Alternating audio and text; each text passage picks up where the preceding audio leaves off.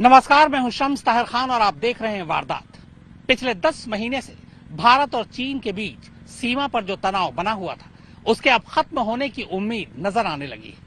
अब सवाल यह है कि आखिर चीन इतनी आसानी से मान कैसे गया। तो आइए जानते हैं इस पूरे मामले की इनसाइड स्टोरी।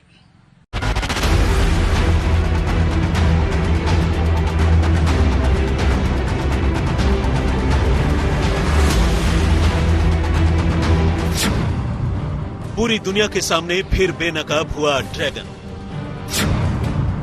गलवान में भारत से मुंह की खाया था चीन। भारतीय सैनिकों ने किया था कड़ा प्रहार। भारतीय सेना ने ईंट का जवाब पत्थर से दिया। गलवान में मारे गए थे पीएलए के 5 सैनिक। अभी भी चीन ने नहीं माना है पूरा सच। गलवान में मारे गए चीनियों की तादाद 45 से ज्यादा। पीपल्स लिबरेशन आर्मी के मुताबिक गलवान में चीन के जो सैनिक मारे गए, उनमें पीएलए के रेजिमेंटल कमांडर के साथ 4 सैनिक शामिल हैं। आपको बता दें कि 15 जून को एलएसी पर हालात बदलने की कोशिश कर रहे चीनी सैनिकों को भारतीय सैनिकों ने रोका था, मगर चीनियों ने उन पर हमला कर दिया। इस झड़प में कर्नल संतोष बाबू समेत 20 सैनिक शहीद हुए थे। जवाब में भारतीय सैनिकों ने भी बड़ी तादाद में चीनी सैनिकों को ढेर किया था, मगर चीन ने उस वक्त ये बात नहीं कबूली थी। मगर अब चीन ने अपने सैनिकों के मारे जाने का अधूरा सच कबूलते हुए अपने मारे गए सैनिकों के नाम जारी किए हैं। लेकिन रूसी एजेंसी के मुताबिक गलवान में चीन के 5 नहीं 45 सैनिक मारे गए थे। इससे पहले अमेरिका की न्यूज वेबसाइट यूएस न्यूज ने अमेरिकी खुफिया एजेंसी के हवाले से बताया था कि गलवान की हिंसक झड़प में चीन के 35 जवान मारे गए। यानी तमाम दावे भारतीय पक्ष के एकदम करीब हैं। चीन सिर्फ उसे झुठलाने में लगा।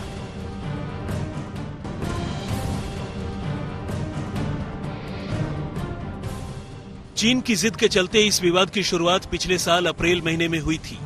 तब चीन ने पेंगोंग लेक के पास तय एलएसी को पार करने की हिमाकत की थी।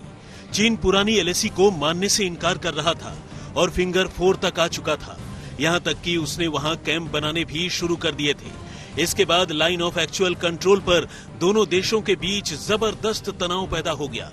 दोनों ही देशों ने यहां हजारों जवानों की तैनाती कर दी।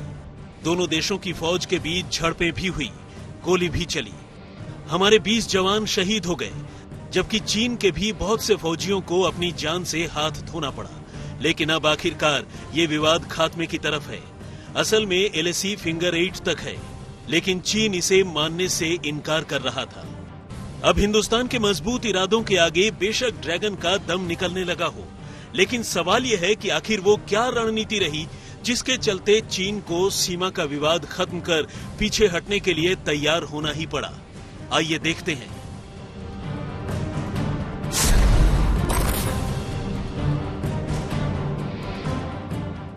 ड्रैगन को सबक सिखाने के लिए भारत ने रणनीतिक हो या फिर राजनीतिक हर मोर्चे पर काम किया।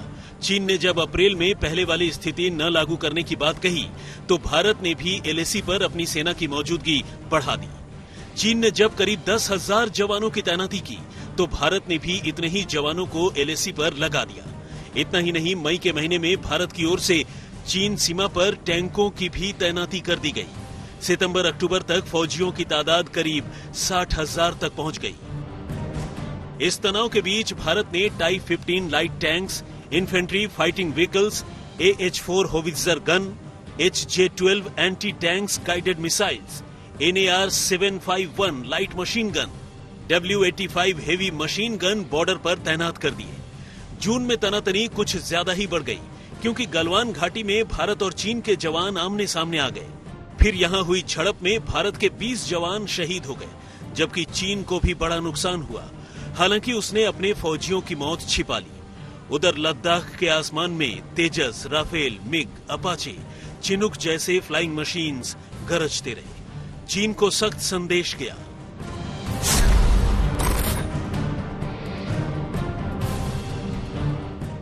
एक तरफ जहां सरहद पर भारत लगातार अपने फौजियों की तादाद बढ़ा रहा था, वहीं राजधानी दिल्ली से भी लगातार चीन को किसी भी हिमाकत की कड़ी सजा देने की बात अलग अलग तरीके से कही जाती रही। सरकार ने फौज को खुली छूट दी और सैन्य लेवल पर ही मसलों को सुलझाने पर जोर दिया।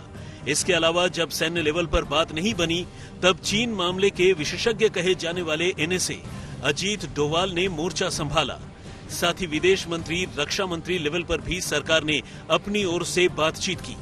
केंद्र ने सर्वदलीय बैठक की और इस बीच पीएम मोदी ने अचानक लद्दाख का दौरा कर न सिर्फ जवानों के हौसले बुलंद कर दिए, बल्कि वहीं से ये साफ कर दिया कि अब विस्तारवाद का दौर खत्म हो चुका है।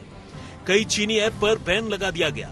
भारत में कई बड़े प्रोजेक्ट से चीनी कंपनियों को हाथ धोना पड़ा और चीनी निवेश के मसले पर देश में भी विरोध की हवा बन गई। यही वजह रही कि सिर्फ देश ही नहीं बल्कि विश्व में चीन के प्रति एक अलग माहौल बन गया और उस पर कूटनीतिक दबाव पड़ने लगा।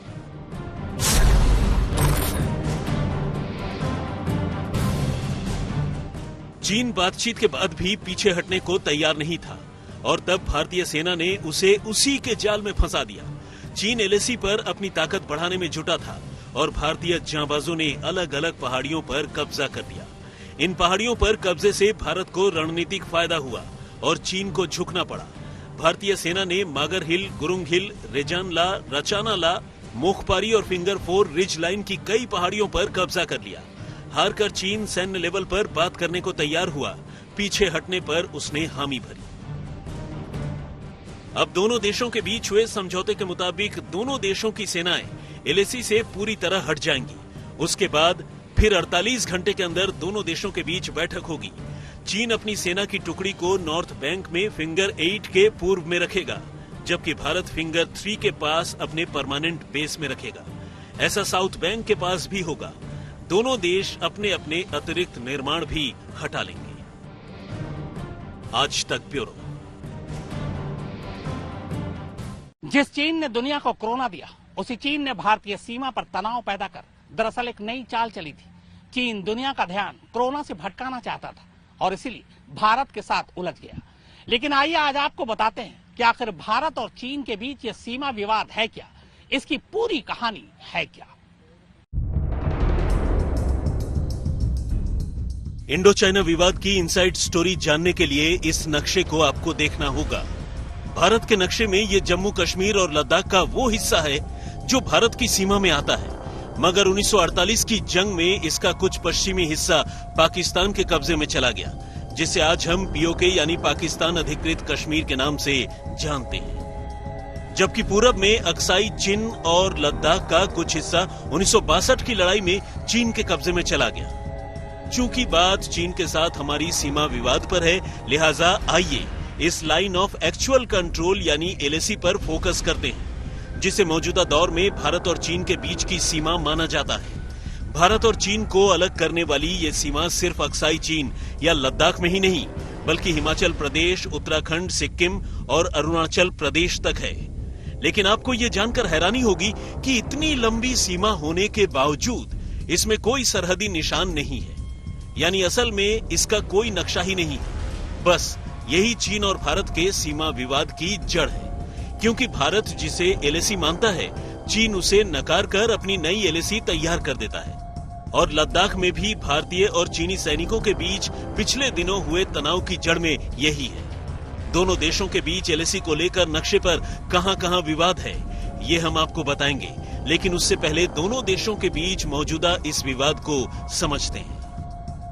लद्दाख में काराकोरम पहाड़ियों के निचले हिस्से पर पेंगोंग नाम की ये लेक बहती है। एलएसी के हिसाब से इसका पश्चिमी हिस्सा भारत में और पूर्वी हिस्सा चीन में बहता है। 135 किलोमीटर लंबे इस लेक का 45 किलोमीटर लंबा हिस्सा फिलहाल भारत के कब्जे में है और बाकी की 90 किलोमीटर लंबी लेक चीन ने अपने कब्जे में ले रखी है। मौजूदा विवाद पेंगोंग लेक के इस पश्चिमी और पूर्वी हिस्से को लेकर है। इसको अगर और करीब से देखने की कोशिश करें तो पहाड़ों से घिरी ये लेक कुछ इस तरह नजर आती है। इस तस्वीर में आप हरी और नीले रंग की ये दो लाइन देख रहे हैं। इसमें हरी लाइन वो है जिसे भारत चीन के साथ अपनी अंतर्राष्ट्रीय सीमा मानता है, जबकि ये नीली लाइन वो है जिसे 1962 के युद्ध के बाद एलएसी घोषित किया गया था। लेकिन विवाद इस हरी रेखा पर नहीं बल्कि नीले रेखा पर है।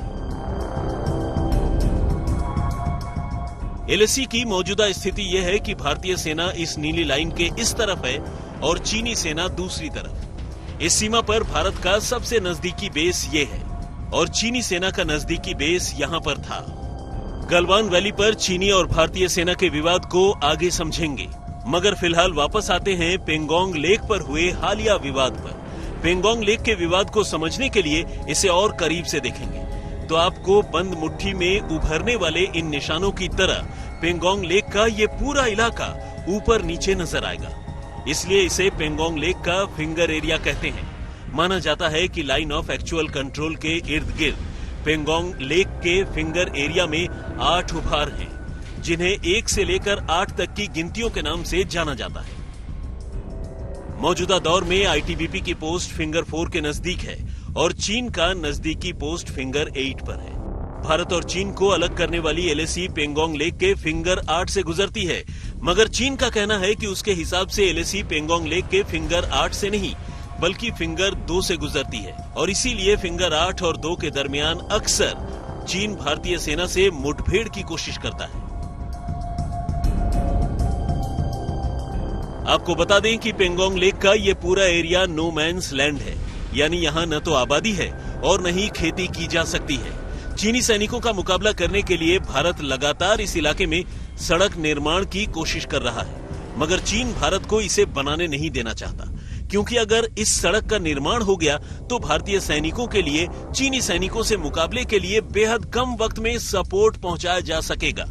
इसलिए चीन लगातार इस इलाके में अशांति फैलाकर सड़क निर्माण रोकने की कोशिश करता रहता है। जबकि करगिल युद्ध के दौरान जब भारत एक तरफ पाकिस्तान से लड़ रहा था तो वहीं दूसरी तरफ इस मौके का फायदा उठाते हुए चीन ने पेंगोंग लेक की फिंगर 4 के आसपास एक सड़क का निर्माण कर लिया था। आज तक ब्यूरो। एलएसी यानी लाइन ऑफ एक्चुअल कंट्रोल पर चीन हमेशा शातिराना चाल चलता रहा है। इसकी एक वजह भी है। दरअसल भारत और चीन के बीच जो सीमा लगती है वो दिखाई नहीं देती और यही वजह है कि भारत और चीन दोनों के ही सैनिक अक्सर एक दूसरे के सामने गश्त करते हुए नजर आ जाते हैं और यही वजह है कि कई बार झड़प भी होती है। इसके अलावा चीन भारतीय नक्शा को मानने से इनकार करता है और अपना ही नक्शा दिखाता है और उसी को मानने की कोशिश करता है। आइए अब एलएसी की भी पूरी कहानी समझ लेते हैं।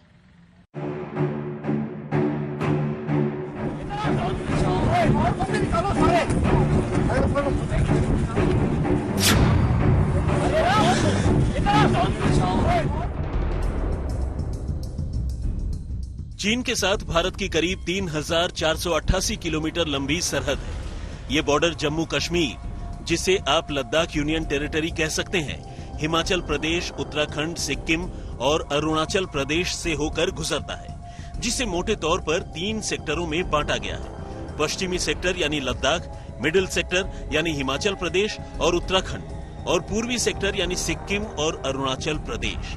इन 3 सेक्टरों के 24 इलाकों पर भारत और चीन के बीच विवाद है।